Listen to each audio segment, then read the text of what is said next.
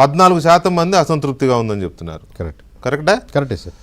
మేమేమీ చెప్పలేమని 8.2 మంది. అంటే వీళ్ళకి అవగాహన లేకుండా ఏం రాలే, లేదా ఎందుకులే అనవసరంగా చెప్పి మనం ఎందుకులే అని ఇట్లాంటి అవగాహన లేకుండా ఉండదు, చెప్పడం ఇష్టం లేకపోవడం. మనకెందుకు వీళ్ళు ఎవరో కూడా తెలియదు, మళ్ళీ వైసీపీ వాళ్ళు ఏదో కొడతారని భయం కూడా ఉంటాయి. యా, కాబట్టి ఈ 8% కూడా మనం ఒక కేటగిరీ కింద తీసుకుంటే అది పక్కన పెడితే అద్భుతంగా ఉంది, బాగుంది అని చెప్పిన 39.7% ప్లస్ 38%, 77.7% మంది ఇది వచ్చింది. ఈ 14% మందికి ఎందుకు అసంతృప్తి ఉంది చంద్రబాబు నాయుడు గారి పరిపాలన మీద? అంటే ఇక్కడ మాకు ఓవరాల్ 170 నియోజకవర్గాలు కన్సాలిడేట్ చూసినప్పుడు సార్, సెంటర్ అంటే స్టేట్ లెవెల్లో ఉన్న పార్టీ మీద లేకపోతే గవర్నమెంట్ మీద కంటే కూడా గ్రౌండ్ లెవెల్లో ఉన్నటువంటి ఎమ్మెల్యేస్ మీద వ్యతిరేకత పెరిగింది చాలా వరకు. ఎంతో కొంత ఇది చాలా క్రూషియల్ పాయింట్. ఎంతో కొంత మీకు ఆబ్వియస్గా మీరు బాగానే ఉన్నా కానీ మీ కిందటువంటి సెక్షన్స్లో వీక్ అవుతా ఉంటే దాని ఎఫెక్ట్ మీ మీద పడుతుంది.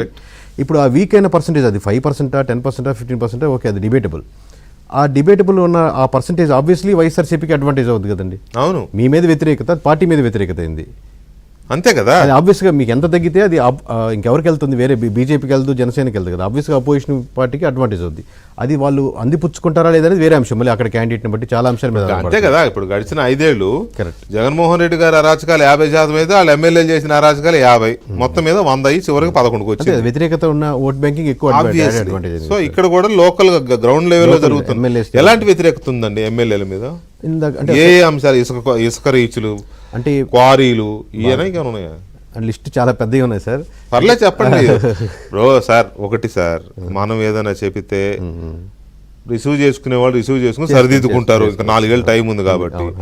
ఈడు మాకు చెప్పేది ఏంటి అనుకున్నారు అనుకో, చేసింది ఆ కాన్సెప్ట్ అందుకు కదా సార్. అదే కానీ ఏ అంశాల్లో వీళ్ళ మీద సెక్షన్ వైజ్ తీసుకుంటారు సార్. ఇంత చెప్పినట్టు డీటెయిల్గా 88 మంది ఎవరైతే కొత్తగా గెలిచారో వాళ్ళకి ఆర్గనైజింగ్ కూడా డిఫరెంట్ ఉంటుంది సార్. అంటే అది కరప్షన్ ఆర్గనైజింగ్ కావచ్చు, డెవలప్మెంట్ ఆర్గనైజింగ్ కావచ్చు. డెవలప్మెంట్ పరంగా అంటే సిబిఎన్ గారితోనో మినిస్టర్తోనో ఎలా మనం పనులు చేయించుకోవాలి ఎలా అనేది ఆ గ్యాప్ ఉంటుంది. అలాగే బ్యూరోక్రసీ చేసుకునే గ్యాప్ ఉంటుంది. At the same time corruption పర్స్పెక్టివ్లోకి వచ్చారనుకోండి, ఇప్పుడు సిండికేట్గా ఒకటి చేస్తున్నారు, అది ఆర్గనైజ్డ్గా ఉండేవాళ్ళు తరతరాలుగా చేసేవాళ్ళు దాన్ని చాప కింద నీలా చేసుకుంటారు. కానీ బహిర్గతంగా ఉండి ప్రజలంతా డిస్కస్ చేసుకునేంత ఇంతకుముందు ఉండేది కదా 10-15 years బ్యాక్. ఇప్పుడు కొత్తగా వచ్చే వాళ్ళకి అనార్గనైజ్డ్గా వచ్చేసరికి కరప్షన్ కూడా ప్రతి ఒక్కరికి కనబడిపోతూ ఉంటుంది, తెలిసిపోతుంది. నియోజకవర్గాలు అందరూ తెలిసిపోతూ ఉంటుంది. ఇంతకుముందు ఎమ్మెల్యే సెటిల్మెంట్లు ట్రాన్స్పరెంట్ అయిపోతుంది. ఇది ఎక్కడైంది, ఇది ఎమ్మెల్యే గారిది అనేది. ఇంతకుముందు ఎవరు వెనకాల దాని వెనకాల బ్యాక్గ్రౌండ్ ఉండో తెలియదు. ఇసుక పరంగా కావచ్చు, అది చాలా మంది దగ్గర ఏంటంటే ఎవరైనా వచ్చి ఒక డెవలప్మెంట్ చేసుకుని 4 ఎకరాల ఫ్లాట్గా కన్వర్ట్ చేస్తే మాకు కంపల్సరీ ఒక ఫ్లాట్ ఇవ్వాలన్నాను. ఒక ప్లాట్లుగా కన్వర్ట్ చేసుకున్నాను. అక్కడ 100 ప్లాట్లు వేస్తున్నారంటే ఆయన ఓపెనింగ్కి వస్తారు, ఒక ప్లాట్ ఆయన కావాలి కంపల్సరీ. ఒకటే తక్కువ మాట్లాడుతున్నాను సార్ నేను, దాని స్థాయిని మంచి పెరుగుతుంది. ఆ ఒకటి ప్లాటు 50 లక్షలు ఉండొచ్చు, ₹1 కోటి ఉండొచ్చు, బిట్లు పెరుగుతూ ఉండొచ్చు. సో ఒక పక్కేమో సిబిఎన్ గారు డెవలప్మెంట్ కావాలి, కంపెనీలు తేవాలని చెప్పి పెరుగుతున్నారు. ఒక పక్కేమో లోకల్గా ఎవరైనా వచ్చి ముందుకు వచ్చి కంపెనీ పెట్టాలంటే ఇక్కడ లోకల్ ఎమ్మెల్యేల నుంచి ప్రెజర్ పెరిగిపోతూ ఉంది, వాళ్ళు స్టెప్ బ్యాక్ అవుతున్నారు. అలాగే సిండికేట్ ఏదైతే అయిందో లిక్కర్ దాంట్లో ఆ పర్సంటేజ్ల మధ్య వివాదాలు కానీ, వాళ్ళేమో నైట్ టైము ఏదైతే మనకు బార్స్ ఉంటాయో బార్స్ వచ్చి పాతవి ఉన్నాయి. అవును, వాళ్ళేమో తొందరగా క్లోజ్ చేయించడం, వీళ్ళేమో కొంచెం కంటిన్యూ చేయించడం చూడడం, ఈ 7-8 మధ్యకు ఎమ్మెల్యే అండర్లో పెట్టుకోవడం. అంటే ఇప్పుడు లిక్కర్ షాపులు గొడవలు అవుతున్నాయా బాగా? అంటే గొడవలు ఏదానికి లేదు కొన్ని చోట్ల మీరు అన్నది కరెక్ట్, ఎమ్మెల్యేలు ఇన్వాల్వ్ అయ్యి వాళ్ళకి ఇప్పించుకుని. ఇప్పుడు మీరు ఎమ్మెల్యే సార్, మీ వెనకాలే 8 మంది అనుకోండి, 8 షాపులు మీవే డైరెక్ట్లీ. సో ఇలా వీళ్ళు 10 లక్షలు వాళ్ళు 20 అని చెప్పొచ్చు. సో ఇది కాకుండా బెల్ట్ షాపులు ఏమైందంటే గ్రామంలో షాప్ పెట్టుకుంటున్నారు, 100 రూపీస్ బాటిల్ అనుకోండి, వాళ్ళు 110 గ్రామంలో అమ్మేసుకుంటున్నారు. గ్రామంలో ఎంఆర్పీకి అమ్మట్లేదు, 110కి అమ్ముకుంటారు. అది డైరెక్ట్లీ ఇతనిచ్చే పోతుంది అకౌంట్. అక్కడ గ్రామంలో యాడ్ అడ్వాంటేజ్ ఏంటంటే సుబ్బారావుకు అప్పారావుకు కరెక్ట్ డబ్బులు లేకపోయినా కానీ ఆ నోట్ 110 రూపీస్కి ఇచ్చేస్తాడు. ఎందుకంటే గ్రామంలో తెలిసినోడే కదా సార్, అప్పుగా అయితే 125 రూపీస్. సో ఈ విలేజ్ లెవెల్లో నెగిటివిటీ పెరుగుతూ ఉంది. ప్లస్ జనసేనకి టీడీపీ మధ్య కార్యకర్తల మధ్య ఆర్గనైజేషన్ స్ట్రక్చర్గా కలవట్లేదు, ఎక్కడో గ్యాప్ పెరుగుతూ ఉంది. అది అక్కడ కావచ్చు, ఇక్కడ కావచ్చు, జనసేన గెలిచిన సీట్లు కావచ్చు, టీడీపీ గెలిచిన సీట్లు కావచ్చు. ఇప్పుడు మీకు సిబిఎన్ గారు, చంద్రబాబు, పవన్ కళ్యాణ్ గారు ఎంత ప్రతి ఒక్కటి ఆర్గనైజింగ్గా కానీ కింద సింక్ అవట్లేదు. ఇప్పుడు మాకు అన్యాయం జరిగిందంటే మాకు అన్యాయం జరిగిందని ఆ నెగిటివిటీ ఉంది. ఇప్పుడు ఆబ్వియస్ కార్యకర్త ఎప్పుడైతే నెగిటివ్గా ఫీల్ అవుతాడో దాన్ని ఒక టీచర్ రోజుకి 10 మందికి 50 మందికి చెప్తున్నట్టు అది ఎక్స్పాండ్ చేస్తూ ఉంటాడు నెగిటివిటీని. అవును, కరెక్టే. చెప్తూ ఉంటాడు. ఆ నెగిటివిటీ ఫ్యాక్టర్ పెరుగుతూ ఉంది. అది ప్రస్తుతానికి ఇనిషియల్ స్టేజ్ కాబట్టి ఇప్పుడు సరిదిద్దుకునే స్టేజ్ మీరు చెప్పినట్టు. అవును, లేదు అలాగే ఉంటాం అంటే కష్టం.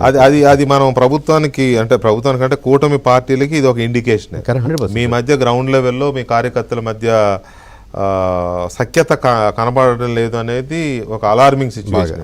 అయితే చంద్రబాబు నాయుడు గారి పాలన అద్భుతంగా ఉంది అని చాలా 77.7% అంటే చిన్న విషయం కాదు అది. కరెక్ట్, మంచి విషయం కదా. కానీ ఇది మీరు హై లెవెల్లో చూస్తున్నారు సార్. ఇది ఇండివిజువల్ 170 నియోజకవర్గాల్లో ఎమ్మెల్యే పరంగా చూస్తే ఇంక దారుణంగా ఉంటుంది. ఇది ఓన్లీ సిబిఎన్ గారి ప్రభుత్వ పాలన మీద అయితే బాగుంటుంది. అంటే మన మీరు చేసిన ఈ సర్వేలో ఆ పాయింట్ బేసిక్ గానే నేను అడుగుతున్నాను. కరెక్ట్. ఎమ్మెల్యేల స్థాయికి వచ్చినప్పుడు అది విడిగా మళ్ళీ వస్తుంది ఆ రిపోర్టు. అయితే ఇక్కడ ఒక నా క్వశ్చన్ ఏంటంటే, జగన్మోహన్ రెడ్డి గారు ఎక్కడ వెళ్ళినా కూడా వ్యతిరేకత పెరిగిపోయింది, ఏడాదిలోనే ఇంత వ్యతిరేకత అది ఇదని మాట్లాడుతున్నారు కదా. కానీ ఇక్కడ అది కనపట్ల. మరి ఇక్కడ మీరు ఇచ్చిన దాంట్లో చంద్రబాబు నాయుడు గారి పాలన అద్భుతంగా ఉందనే వాళ్ళు 80% మంది ఉన్నారు సుమారుగా. 100% కదా. అప్పుడు ఆయన మాటలకి దీనికి సింక్ అవట్లా. అవును. అదే సార్, ఈ రెండు మనం వేరు చేసి చూడాలి సార్. ఇప్పుడు 80% ఓట్ బ్యాంకింగ్ ఎప్పుడైనా కానీ పార్టీలే ఉంటుంది సార్. ఒక 15 to 20% కానీ ఇంకా మహా అంటే 25% వరకు పుల్ చేయగలిగితే మంచి వాళ్ళు పుల్ చేయగలుగుతారు. కానీ most of the vote banking పార్టీలదే ఉంటుంది. సో పార్టీలది మీరు ఇందా చెప్పినట్టు లైట్గా 11 to 14% వరకు తగ్గుతుంది. బట్ ఇట్ కమ్స్ టు ఎమ్మెల్యేకి వస్తే దాదాపుగా ఒక 40 మంది ఎమ్మెల్యేలు కొత్తగా గెలిచిన వాళ్ళ ఎమ్మెల్యేలు వాళ్ళకి పడ్డ ఓట్ బ్యాంకింగ్లో 30% నుంచి 20 నుంచి 30% వరకు ఇప్పుడు తగ్గుదల కనపడుతుంది. అది ఎక్కువ కదా సార్. Is it? అంటే అంత హ్యూజ్. అంతే కదా. చాలా మీరు చెప్తున్నది చాలా అలార్మింగ్ ఇది. ఎందుకంటే కూటమి ప్రభుత్వానికి యావరేజ్గా 60% ఓట్లు వచ్చినాయి. కరెక్ట్.